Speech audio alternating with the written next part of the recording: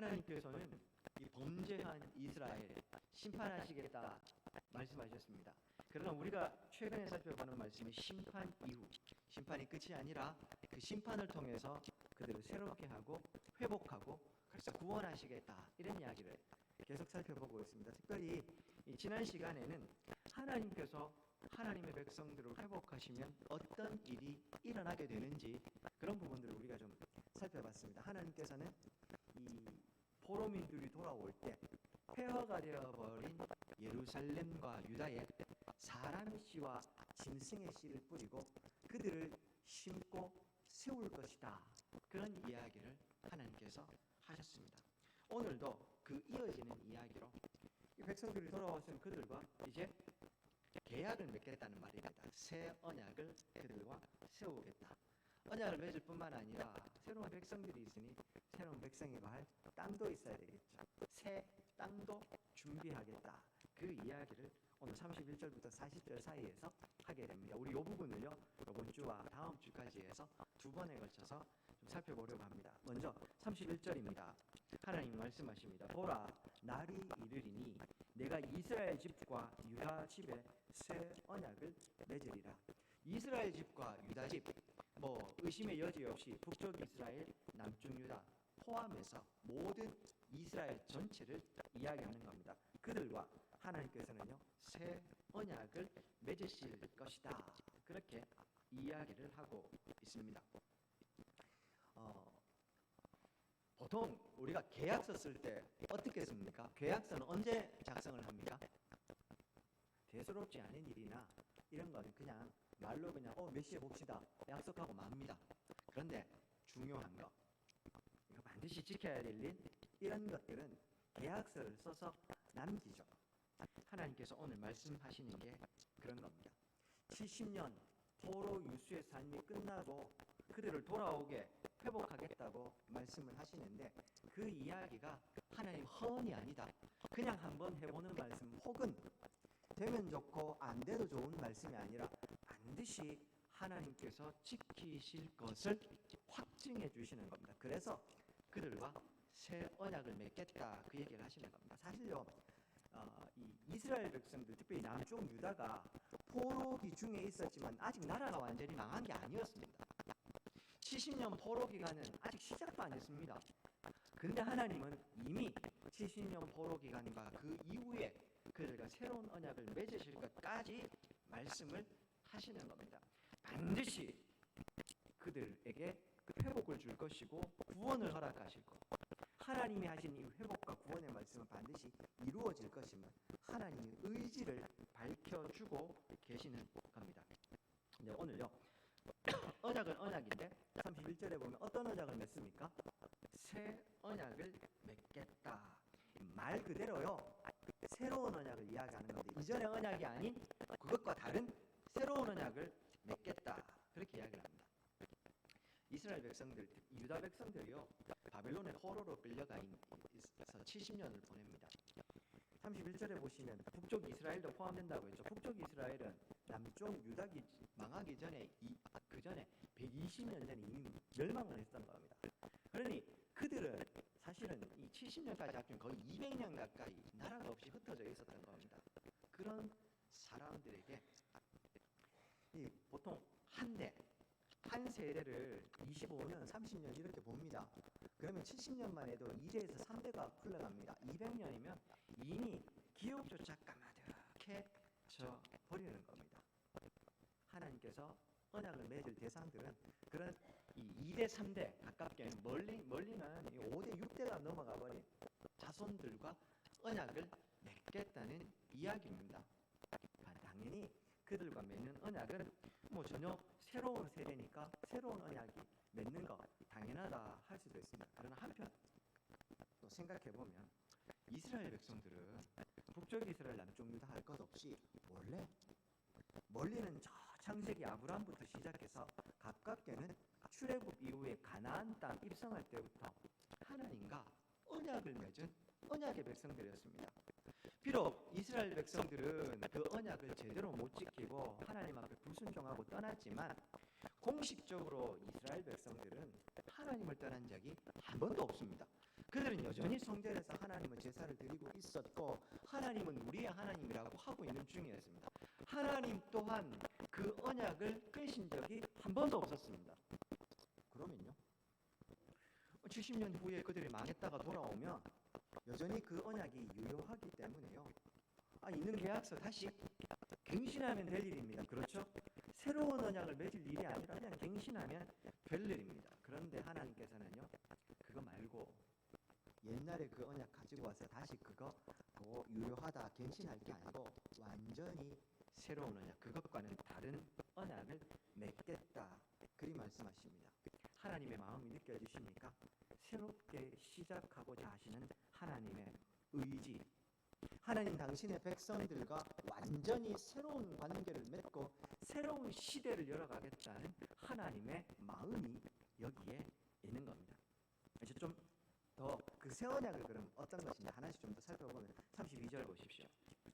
왜 그러면 옛날 언약이 아니라 새로운 언약을 맺어야 하는지, 새로운 언약이 필요한 이유가 32절에 나옵니다. 보십시오. 이 언약은 내가 그들의 조상들의 손을 잡고 애굽 땅에서 인도하여 내던 날에 맺은 것과 같지 않을 것이다. 그 옛날 언약과는 다를 것이다. 왜냐하면 보십시오. 내가 그들의 남편이 되었어도 그들이 내 언약을 깨뜨렸음이라 여호와의 말씀입니다. 새 언약이 필요한 이유는 하나입니다. 그들이 하나님과 맺은 이 언약을 깨뜨려버린 겁니다. 이미 이 언약은 깨어졌기 때문에 언약으로서, 약속으로서 의미가 사라져버린 겁니다. 그래서 하나님은 새로운 언약을 맺겠다, 그렇게 이야기를 합니다. 그러니까 그럴 수 있지라고 생각을 할 수 있는데요, 사실은 그들이 언약을 깨뜨렸는데 그렇기 때문에 새로운 언약을 맺겠다는 이 말 안에 함의되어 있는 의미를 우리가 생각해 보면 이게 얼마나 큰 은혜인지 알게 됩니다. 언약을 맺다, 성경에 자주 등장하는 말입니다. 계약을 맺다 혹은 언약을 맺다, 약속하다, 다 같은 말입니다. 근데 보통 하나님과 하나님 당신의 백성들 사이에 약속 맺는 것, 언약을 맺다, 이렇게 이야기합니다. 이걸 히브리어로 카라트 베리트라고 이야기를 합니다. 베리트가 언약, 약속 이런 의미고요. 맺다, 언약 체결하다 그러죠. 이게 카라트라는 동사를 사용합니다. 근데요, 약속을, 언약을 맺다 할 때 이 카라트라는 동사의 원래 의미가 자르다라는 의미입니다. 근데 이 자르다는 의미의 동사가 어째서 언약을 맺을 때 언약을 체결하다, 언약을 맺다라는 의미로 바뀌게 됐을까? 생각해 보셨습니까? 고대 근동에는요, 그 사람과 사람 사이에 약속을 맺으면, 약속을 하면 언약을 하고 계약서를 쓸 거 아닙니까?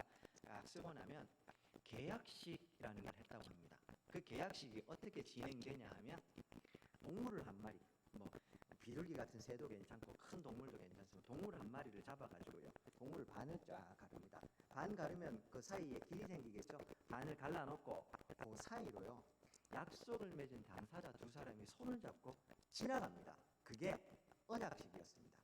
계약 맺은 일종의 의식으로 이걸 했다고 합니다. 이유가 뭘까요? 만약에 우리가 맺은 이 약속을 어기는 사람은 이 쪼개진 짐승처럼 될 것이다 라는 걸 상징하는 의미였다고 합니다.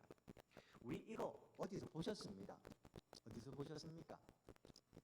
창세기 15장, 보통 우리가 횃불 언약이라고 하는데요, 하나님께서 아브라함과 언약을 맺으십니다. 자주 약속을 맺으시죠? 근데 그 중에서 횃불 언약이라고 해서요, 그때 하나님이 이렇게 하십니다. 자막입니다. 좀 깁니다만 가지고 왔습니다. 창세기 15장입니다. 7절로 9절에 보시면요, 또 그에게 이르시되 나는 이 땅을 네게 주어 소유를 삼게 하고 너를 갈대아인의 우르에서 이끌어낸 여호와니라. 그가 이르되 주 여호와여, 내가 이 땅을 소유로 받은 것을 무엇으로 알리까? 자, 그러자 여호와께서 그에게 이르시되 나를 위하여 3년 된 암소, 3년 된 암염소, 3년 된 순양, 산비둘기와 집비둘기 새끼를 가져올지니라. 그 다음에 이걸 갈라놓습니다. 그 다음에요, 조금 더 넘어가서 창세기 15장 13절에 보면요, 여호와께서 아브라함에게 이르시되 너는 반드시 알라. 네 자손이 이방에서 객이 되어 그들을 섬기겠고 그들은 400년 동안 네 자손을 괴롭히리니. 애굽에서 400년 동안 종살이하는 이야기죠. 이미 하나님이 아브라함에게 그거 하시면서 미리 예언을 하셨습니다. 그들이 섬기는 나라를 내가 징벌할지며 그 후에 네 자손이 큰 재물을 이끌고 나오리라. 출애굽입니다. 너는 장수하다가 편안히 조상에로 돌아가 장사될 것이요 네 자손은 4대 만에 이 땅으로 돌아오리니 이는 아모리 족속의 죄악이 아직 가득 차지 아니함이라 하시더라. 그 다음 해가 져서 어두울 때에 연기나는 화로가 보이며 타는 횃불이 쪼갠 고기 사이로 지나가더라. 이 타는 횃불이요 하나님 대신하는 하나님께서 지나가십니다. 18절 그날에 여호와께서 아브라함과 더불어 언약을 세워 이르시되 내가 이 땅을 애굽 땅에서부터 큰 강 유브라데까지 네 자손에게 주노니. 우리 이미 창세기 하면서 이 부분 살펴봤습니다. 하나님께서요 아브라함과 약속을 하시면서 짐승들 다 쪼개놓고서요 하나님이 거기를 지나가신 겁니다. 물론 이때 이 약속이 좀 가지는 의미, 예전에 제가 설교하면서 말씀을 드렸는데 원래는 당사자 두 사람이 손잡고 지나가야 되는데 창세기 15장에서는요 아브라함은 안 지나가요. 하나님 혼자 지나가십니다. 이유가 뭐라고 했습니까? 이 약속의 주체도 하나님이시고 이 약속을 감당하시고 책임도 하나님 스스로 홀로 지시겠다는 것을 확인해 주시는 겁니다. 아브라함은 어겨도 하나님 괜찮다는 겁니다. 이 약속 책임도 내가 다 지겠다. 그래서 이 언약이 특별했던 겁니다. 그 얘기를 우리가 창세기 때 나누는데, 자, 어쨌든 하나님도 아브라함과 이렇게 약속을 하셨던 겁니다. 이게 고대 근동에서 약속을 한다, 언약을 맺는다는 의미였다는 겁니다. 언약 못 지키면 쪼개져야 한다는 겁니다. 그럼 이 창세기 언약밖에 없는가? 보다 가깝게는요, 직접적으로는 이스라엘 백성들이 지금 어디에서 나라를 이루었습니까? 가나안 땅. 그러다가 이 가나안 땅에서 하나님의 말씀에 불순종해서 그들이 이 나라가 망하고 포로로 끌려가게 되죠. 근데 하나님께서 그 땅으로 다시 돌아오게 하겠다 이렇게 하시는 거 아닙니까? 즉 가나안 땅, 이스라엘 백성들이 가나안 땅 들어올 때 하나님과 또 맺었던 언약이 있습니다. 그렇죠? 자막입니다. 신명기 11장에 보시면 직접적으로 이스라엘 자손과 출애굽 이후에 다시 언약을 하나 맺으십니다. 신명기 11장 26절부터 읽어드리겠습니다. 자막입니다. 내가 오늘 복과 저주를 너희 앞에 두나니 너희가 만일 내가 오늘 너희에게 명하는 너희 하나님 여호와의 명령을 들으면 복이 될 것이요 너희가 만일 내가 오늘 너희에게 명령하는 도에서 돌이켜 떠나 너희 하나님 여호와의 명령을 듣지 아니하고 본래 알지 못하던 다른 신들을 따르면 저주를 받으리라. 네 하나님 여호와께서 네가 가서 차지할 땅으로 너를 인도하여 들이실 때에 너는 그리심산에서 축복을 선포하고 에발산에서 저주를 선포하라. 기억하시죠? 신명기 읽어보시면요 이스라엘 백성들 그리심산 에발산 서서요 거기서 축복과 저주를 선포하는 이야기, 하나님과 계약 맺는 이야기입니다. 자, 이제 새로운 땅 가나안에 들어가면 너희가 말씀 잘 지키면 못 지키면 저주, 언약을 맺었어요. 언약식을 했다고요. 그런데 오늘 우리가 예레미야서 통해서 보는 것은 가나안 땅 정착한 이후에 이스라엘 백성들이 이 언약을 지켰습니까? 끊임없이 안 지키죠. 제일 가깝게는 사사기, 계속 무한반복 아닙니까? 하나님을 떠나가지고 이방신 섬겼다가 하나님이 그래서 이 사람 막대기 이 다른 민족들을 통해서 그들을 고난을 주시면 또 그들이 회개해서 돌아오고 하나님 사사를 세워서 그들을 구원하시고 조금 괜찮아졌다 싶으면 또 떠나고 그걸 반복하다가 급기야 우리 하나님 사사를 통해서 우리가 다스림 받는 거 싫습니다. 왕을 세워 주십시오. 그래서 왕을 세우지 않습니까? 사울부터 시작해서 왕국이 세워졌습니다. 그렇다고 해서 그들이 하나님을 제대로 믿었냐? 예레미야서를 보는 것처럼 제대로 안 믿었습니다. 이 약속을 깨뜨린 이 주체가 누굽니까? 하나님입니까? 이스라엘 백성입니까? 이스라엘 백성. 완전히 불순종합니다. 참다 하나님이 심판을 하십니다. 자, 그러면 가라트 베리트라고 했습니다. 짐승을 쪼개는 것처럼 이 언약을 어겼습니다. 그럼 이스라엘 백성 어떻게 돼야 됩니까? 쪼개져야 되는 겁니다. 이 언약을 깨뜨릴 책임이 그들에게 있으니까요. 하나님 그런데요, 이스라엘 백성들을 쪼개어서 그들을 다 흩어버리고 죽여버리시겠다, 그게 아니고요, 다시 새로운 언약을 맺자는 겁니다. 너희들이 이 언약 못 지켰으니까 너희들에게 책임을 묻겠다가 아니고, 그래? 그럼 뭐 새로운 언약을 다시 세우지 뭐, 이런 겁니다. 하나님의 은혜가 여기에 있는 겁니다. 비록 70년 바벨론 포로 유수를 갔지만 그렇다고 해서 나라가 망했냐? 아니요. 거기 그들이 포로로 끌려갔다가 하나님 다시 새롭게 하셔서 그들을 돌이키시지 않습니까? 그리고 너희들이 예전의 언약 못 지켰으니까 새로운 언약을 맺자, 그렇게 얘기합니다. 새로운 언약이 필요한 이유가요, 하나님 때문이 아니고 이스라엘 백성들 때문에 그런 겁니다. 하나님의 은혜가 여기에 있는 겁니다. 근데 하나님의 은혜는요, 이 정도로 끝나지를 않습니다. 33절부터 34절에 보시면은요, 이렇게 맺게 되는 하나님의 백성들이 새롭게 맺게 되는 새 언약의 특징이 등장하는데, 33절, 그러나 그날 후에 내가 이스라엘 집과 맺을 언약은 이러한데, 특징이 나옵니다. 곧 내가 나의 법을 그들의 속에 두며 그들의 마음에 기록하여 나는 그들의 하나님이 되고 그들은 내 백성이 될 것이다. 그래서 34절, 그들이 다시는 각기 이웃과 형제를 가리켜 이르기를 너는 여호와를 알라 하지 아니하리니 이는 작은 자로부터 큰 자까지 다 나를 알기 때문이라. 그들이 내가 그들의 악행을 사하고 다시는 그 죄를 기억하지 아니하리라. 여호와의 말씀입니다. 새 언약의 특징이 뭡니까? 첫 번째는요, 마음에 기록하는 겁니다. 두 번째는요, 하나님이 예전에 이 사람들이 깨뜨린 그 사실을 다시는 기억하지 않겠다, 그렇게 말하는 겁니다. 제일 주요한 이 새 언약의 특징은 마음에 기록되는 겁니다. 사랑하는 여러분, 원래 이 언약에 기록하면 우리 보통 어디다 합니까? 우린 종이에다가 하죠. 문서로 남기죠. 근데 이스라엘 백성들은 하나님과 한번 언약을 맺었던 적이 있습니다. 시내산 언약. 그때 하나님께서 그들과 언약을 맺으면서 종이에 하셨습니까? 아니죠. 그때 한번 하나님이 언약을 맺으실 때, 자막입니다. 출애굽기 31장 18절에 보면 여호와께서 시내산 위에서 모세에게 이르시기를 마치신 때에 증거판 둘을 모세에게 주시니 이는 돌판이요 하나님이 친히 쓰신 것이더라. 모래에 쓰면 지워버리면 사라져버리겠죠. 종이에 쓰면 찢어버리면 사라지면, 그때 당시에는 종이 없었으니까요, 그 동물의 가죽, 양피, 가죽 위에다가 썼겠죠. 혹은 식물, 파피루스 위에 썼겠죠. 양피지든 파피루스든 찢어버리면 사라져버립니다. 하나님이요, 이스라엘 백성들 이 언약 절대로 사라지지 않고 훼손되지 않도록 돌판에 새겨서 주신 것이었습니다.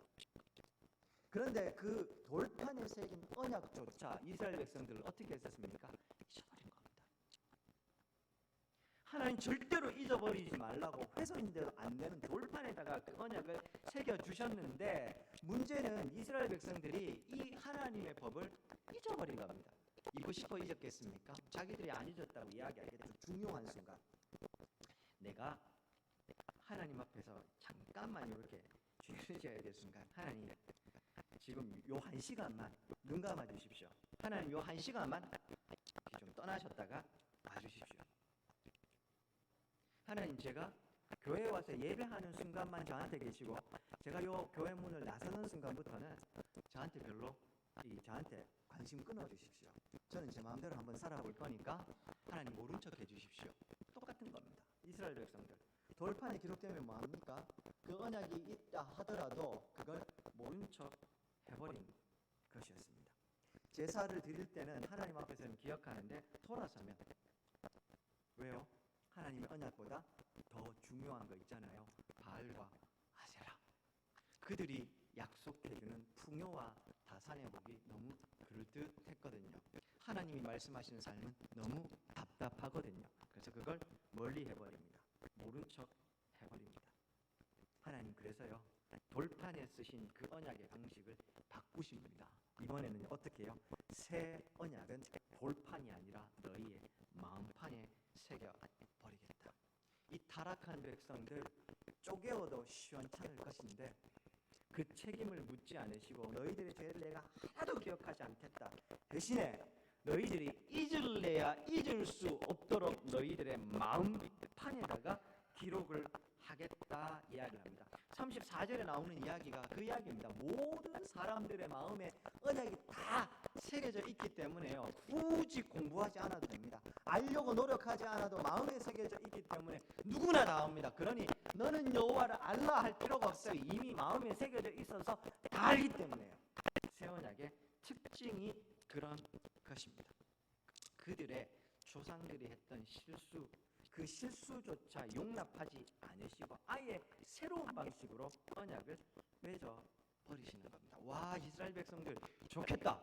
나도 그런 언약 있으면 좋겠다. 자막입니다. 로마서 8장 11절. 예수를 죽은 자 가운데서 살리신 이의 영이 너희 안에 거하시면 그리스도 예수를 죽은 자 가운데 살리신 이가 너희 안에 거하시는 그의 영으로 말미암아 너희도 죽을 몸을 살리시리니. 고린도 후서 3장 3절. 너희는 우리로 말미암아 나타난 그리스도의 편지, 이는 목으로 쓴 것 아니고 오직 살아계신 하나님의 영으로 쓴 것이요 또 돌판에 쓴 것이 아니요 오직 육의 마음에 쓴 것이며. 우리도 이 약속을 받았네요. 예. 이 언약은, 여기서 말하는 새 언약은 1차적으로는 포로에서 돌아오는 이스라엘 백성들을 향한 것이지만 궁극적으로 저를 포함한 오늘 우리들에게 주신 성령의 인치심, 하나님의 구원하심에 관한 이야기입니다. 이 구원하심, 이 새로운 언약은 더 이상 변개될 수도 없고 공부를 굳이 할 필요도 없고 마음판에 새겨져서 누구나 다 알게 되는, 지울래야 지워질 수가 없는 언약에 관한 이야기입니다. 예수 그리스도의 십자가 보혈의 공로로 말미암아 우리 모두는 성령의 인치심을 받아서 우리의 마음판에 하나님의 언약이 새겨진 언약의 백성들이 되는 겁니다. 다시 오늘 본문으로 돌아와서요. 하나님께서도 당신의 백성들이 볼판에서도 이 기억을 못하니까요, 마음판에 새겨서 아예 잊을 수 없도록 해주겠다, 그렇게 이야기를 하십니다. 사랑하는 여러분, 이 하나님의 이 마음이 좀 이 대목에서 좀 보이시는지 모르겠습니다. 저만 와 대단하다 하는지 모르겠는데요, 하나님께서요 이 정도로까지 하신 이유가 뭘까요? 제가 예레미야서 하면서 자주 묻죠.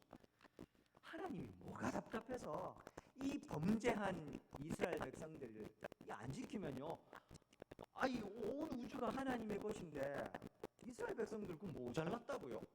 그렇지 않습니까? 못 지켜요. 그럼 그냥 쪼개버리시고 그들 버리시고 다른 대상과 언약을 맺으시면 됩니다.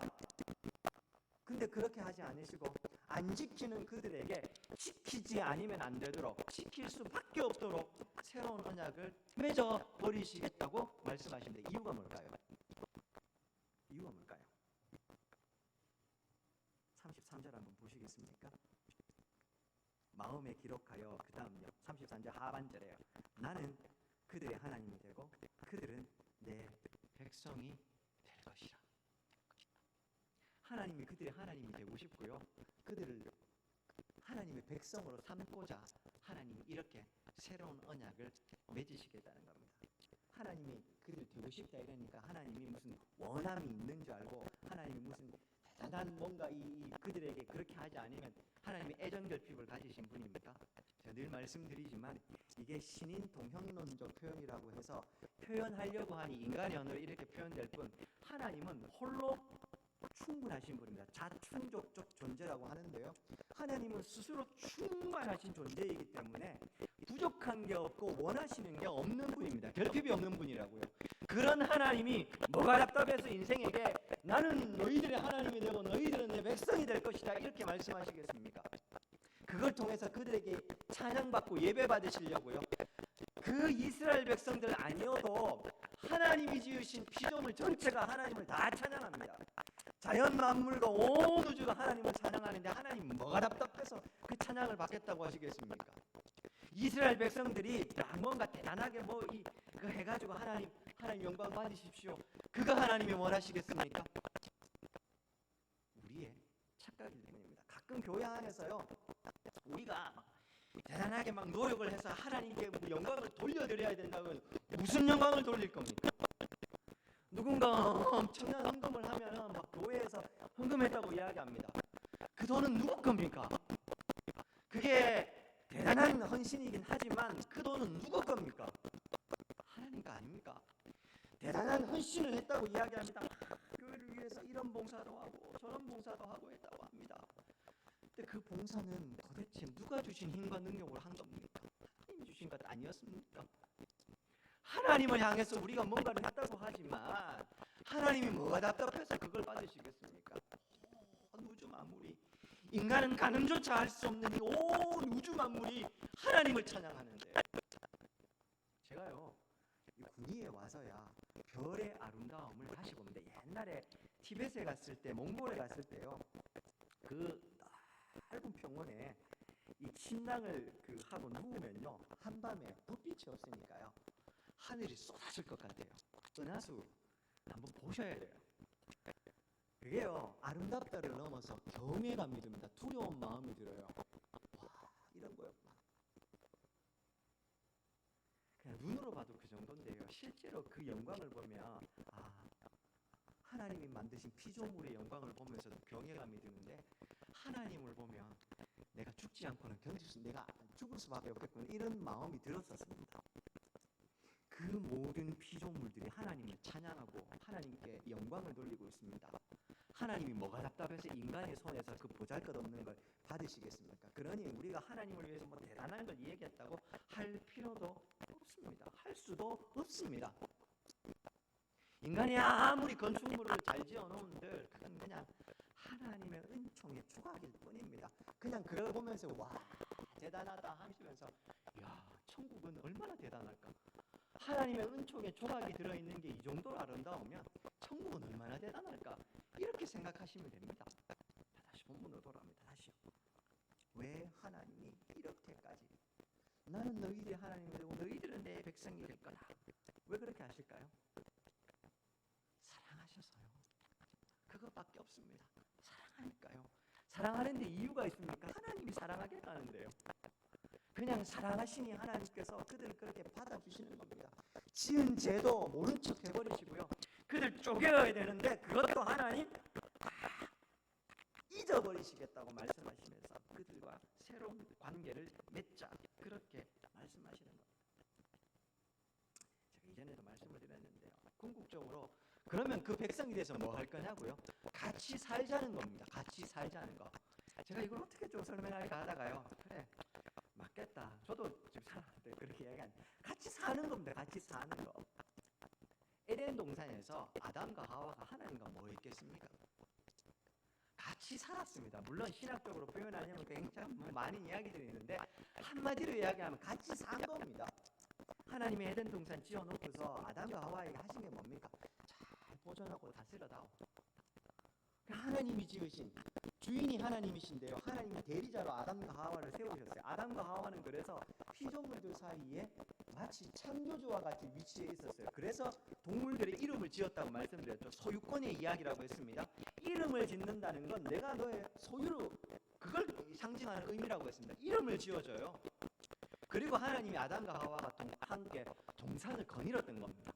같이 살았던 겁니다. 우리 하나님 나라 가면 뭐 할 거냐고요? 같이 삽니다. 하나님 나라에서 우리가 유령처럼 그냥 막 떠돌면서 하나님만 찬양하고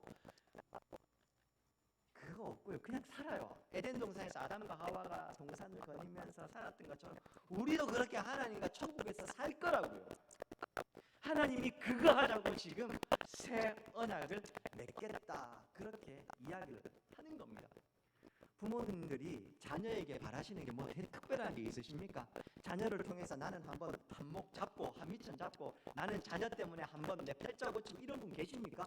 부모님 아니죠? 인간의 부모의 마음이 그러는데 하나님이 인간을 향해서 뭐 대단한 것 바라시겠습니까? 같이 살자는 겁니다. 그게 전부입니다. 가나안 땅에서 하나님이 원하셨던 거 그거 아니었습니까? 지난번에 말씀드린 거 다시 말씀드려야 될까요? 애굽 땅의 본래 모습은요, 발로 수레를 돌려서 물을 대면 인간이 노력한데요 산출이 나는 곳이었습니다. 아시죠? 이 나일강의 충족토. 그러니 사람이 그 나일강에서 물을 대기만 하면요 언제든지 농사가 가능해요. 그러나 이 가나안 땅은 달랐어요.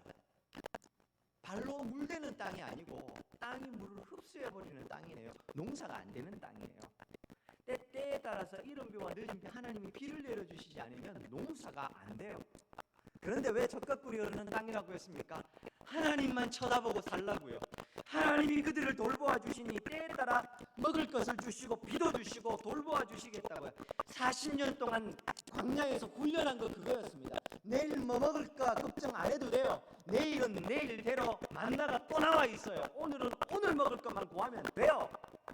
그거 40년 동안 훈련한 거고, 훈련했으면 그 다음에는 실전. 가나안 땅은 실전편입니다. 들어가서 아이고 내일부터 파종해야 되는데 비 안 내리면 어떡할까 걱정할 필요 없어요. 내일이 되면 이른 비가 내져요. 추수할 때가 다 돼가는데 아이고 비가 안 내리면 어떡하지, 이제 추수도 해야 되는데 알아서 늦은 비가 내려요. 그래서 농사가 되는 겁니다. 하나님이 먹고 살 길을 열어주시는 겁니다. 땅도 그들에게 기업으로, 영원한 기업으로 땅 나누어 주셔서 욕심 안 부리고 혹은 걱정 안 해도 돼요. 그건 죽을 때까지 내 거니까요. 그냥 거기서 농사 지어도 살면 돼요. 그렇게 같이 살자는 겁니다. 너희들이 내 백성이 되고 나는 너희들 하나님 되서 그렇게 같이 살자는 겁니다. 목사님, 교회의 사명은 땅끝까지 이르러 증인되고 모든 사람 제자 삼는 거 아닙니까? 제자 삼아서 뭐 할 건데요? 그 다음 뭐 할 겁니까? 함께 모여서 예배하고 찬양하는 거, 그게 결국에는 하나님과 함께 살자는 겁니다. 하나님을 모르는 그 사람들도 하나님의 백성 삼아서 나는 너희들의 하나님이 되고 너희들은 나는 그들은 하나님은 그들의 하나님이 돼서 같이 살자는 겁니다. 그거 하자고 하나님이 오늘 다시 새 언약을 맺자는 겁니다. 너희들 못 지켰어. 아이고 어떡하냐, 괜찮다. 다 치우고 너희들이 안 지켰으니까 새로운 언약 하나 만들어서 같이 살자. 그렇게 오늘 하나님이 말씀하시는 겁니다. 이어지는 34절부터 40절 사이에는요, 새 땅에 관한 이야기가 나옵니다. 하나님이 이 언약은 반드시 지킬 거라고 34절부터 37절에는 맹세하신 내용이 나옵니다. 그 다음 시간에, 다음 주 살펴보도록 하고요. 오늘 여기서 말씀을 좀 마무리하겠습니다. 사랑하는 여러분, 히브리 사람들에게요, 이 마음 어떤 의미라고 제가 이전에 한번 말씀을 드렸죠. 사람의 가장 중심에 있으면서 가장 핵심적인 그 사람의 의지와 용기와 지혜가 솟아나오는 곳이 마음이었습니다. 그 사람의 존재의 핵심이 마음이었다고요. 그런데 오늘 하나님께서 당신의 새 언약을 어디다가 새기신다고요? 마음에 새기시다. 파기될래야 파기될 수 없는 위치에다가 하나님이 세워 놓으십니다. 새겨 놓으시는 겁니다. 심지어 오늘 32절에 보면 마음 아픈 한 구절이 나오죠. 32절 하반절에 보면요, 내가 그들의 남편이 되었어도 그들이 내 언약을 깨뜨렸습니다. 하나님이 원래 그들과 같이 사셨어요. 그렇죠? 남편이 돼서. 근데 깨뜨려 버렸네요. 다시 살자는 겁니다. 음탕한 여인 고멜을 호세아 이야기에서도요, 하나님의 사랑을 그래서 보여주시는 건 아니에요. 떠나면 또 데리고 오고 떠나면 또 데리고 와서 하나님이 같이 살자는 겁니다. 그걸 오늘 이야기를 하고 있는 겁니다. 절대로 파기될 수 없는 언약, 하나님의 사랑이 그런 겁니다. 오늘 우리에게 주어진 하나님의 은혜가 그런 겁니다. 사랑하는 여러분, 한번 원하시는 대로 하나님 한번 떠나가 보십시오. 하나님의 사랑에서 그 어떤 것도 우리를 끊을 수 없습니다. 로마서 8장 39절 자막입니다. 높음이나 깊음이나 다른 어떤 피조물이라도 우리를 우리 주 그리스도 예수 안에 있는 하나님의 사랑에서 끊을 수 없으리라. 끊을 수 없습니다. 손을 이렇게 잡고 있는 게 아니고요, 하나님이 내 손목을 잡고 계시니 내가 아무리 놓은들 하나님의 이 손 끊어지지 않습니다. 우리 모두는 다 그 은혜 안에 사는 겁니다. 하나님의 그 마음을 오늘 우리가 좀 보면 좋겠습니다. 이렇게라도 원하시는 이 하나님의 마음을 우리가 좀 알면 좋겠습니다. 그래서요, 목사님, 저 같은 인생이 전도 가보면 그래요. 전도하러 가면 제가 너무 멀리, 너무 제가 그래서 제가 지금 하고 있는 이 일 좀 정리하고 좀 착한 사람 돼서 교회로 갈게요. 합당합니까? 교회는 착한 사람, 이미 그럴듯한 사람이 오는 곳이 아니고요. 저런 사람이 어떻게, 그런 사람이 오는 곳이 교회입니다. 나도 그랬습니다.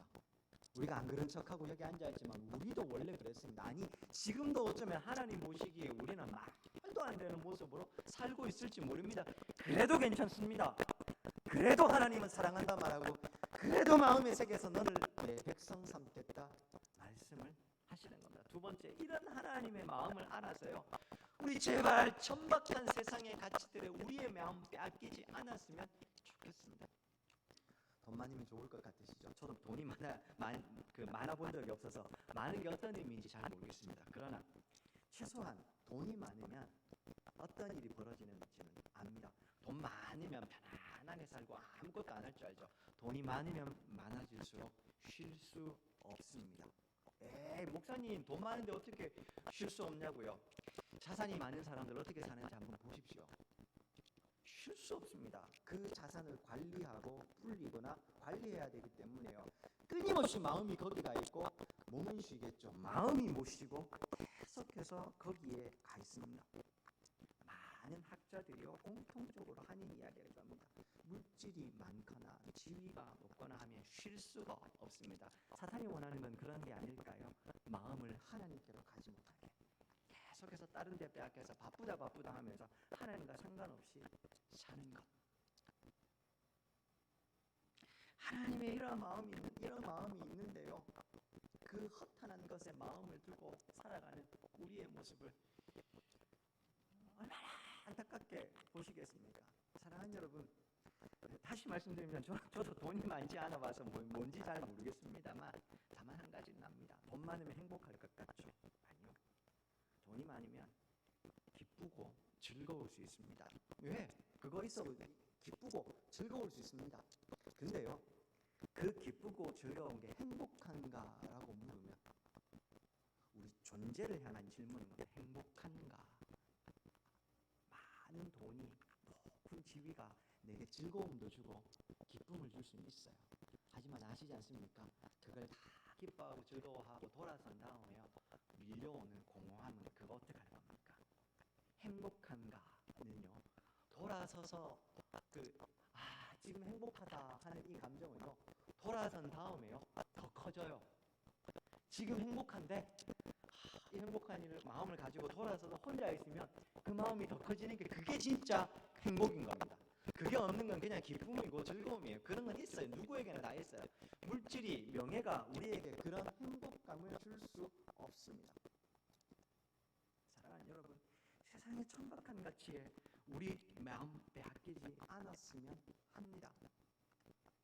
나그네 순례자로 살아가는 이 땅의 삶 다 마치고 우리 그 어떤 것도 가지고 갈 수 없습니다. 다 두고 가야 되고 하나님 앞에 서서는 우리가 살아온 인생을 계산하고 이 하나님하고 정산을 해야 됩니다.